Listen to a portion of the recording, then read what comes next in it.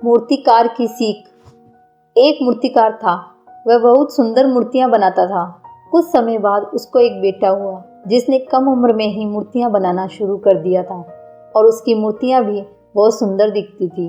मूर्तिकार अपने बेटे की सफलता से काफ़ी खुश था। फिर भी वह अपने बेटे की प्रत्येक मूर्ति में कुछ न कुछ कमी ज़रूर निकालता और बेटे को उनके बारे में बताता था। वह बेटे से कहता, तुमने अच्छा काम किया है, लेकिन अगली बार इस कमी को दूर करने की कोशिश करो। बेटा भी अपने पिता की बात मान लिया करता।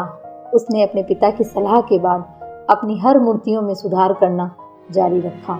नतीजा, बेटे की मूर्तियाँ दिन प्रतिदिन पिता की मूर्तियों से बेहतर होती गई और एक समय ऐसा भी आया जब लोग बेटे की मूर्तियों को पिता की मूर्तियों की तुलना में ऊंचे दामों पर खरीदने लगे, जबकि पिता की मूर्तियाँ पहले की तरह ही बिकती रही। पिता ने अभी तक अपने बेटे की मूर्तियों में कमियां निकालना बंद नहीं किया, लेकिन बेटा अब बाप के इस बर्ताव से खुश नहीं था। फिर भी वह बिना दिमाग लगाए उन कमियों को स्वीकार कर लेता था और पिता के सुझावों के अनुसार अपनी मूर्तियों में सुधार करता रहा। आखिरकार एक दिन ऐसा आया जब उसके पिता ने उसकी बनाई मूर्तियों में कमियां निकालनी चाहिए, तो बेटे का धैर्य जवाब दे गया।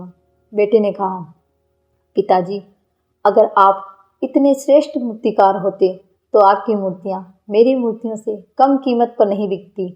मुझे नहीं लगता कि मुझे अब आपकी सलाह की आवश्यकता है। मेरी मूर्तियां परफेक्ट है। बाप ने ये सुनकर अपने बेटे को सलाह देना बंद कर दिया। कुछ महीने बीत गए।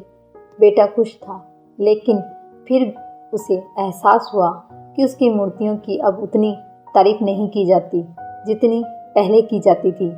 अब उसकी मूर्तियों की कीमतें भी बढ़ना बंद हो गई। लेकिन पहले तो उसे कुछ समझ नहीं आया, लेकिन फिर वह अपने पिता की पास गया और उससे मदद करने को कहा।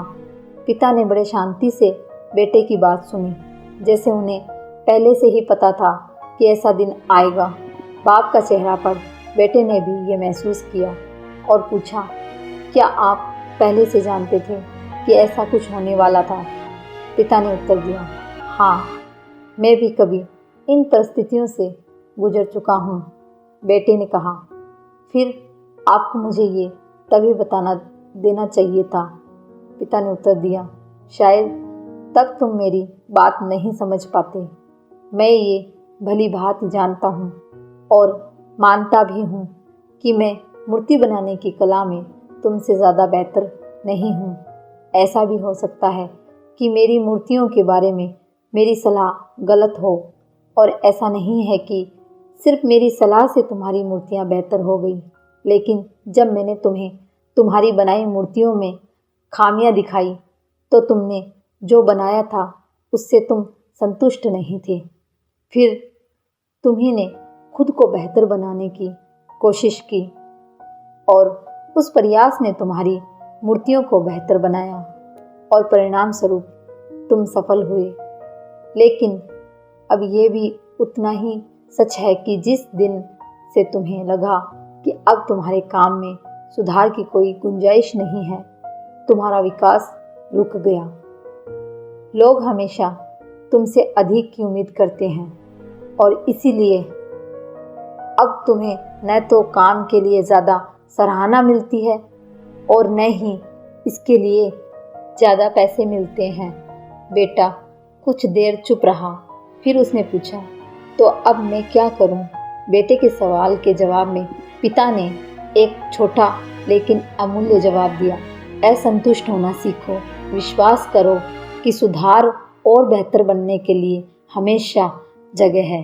ये एक बात तुम्हें भविष्य में निरंतर प्रगति करने के लिए हमेशा प्रेरित करती रहेगी और हमेशा सुधार करती रहेगी, तुम्हें पहले से ज़्यादा बेहतर बनाती रहेगी। कहानी पसंद आए तो लाइक, शेयर एंड सब्सक्राइब कीजिएगा। धन्यवाद।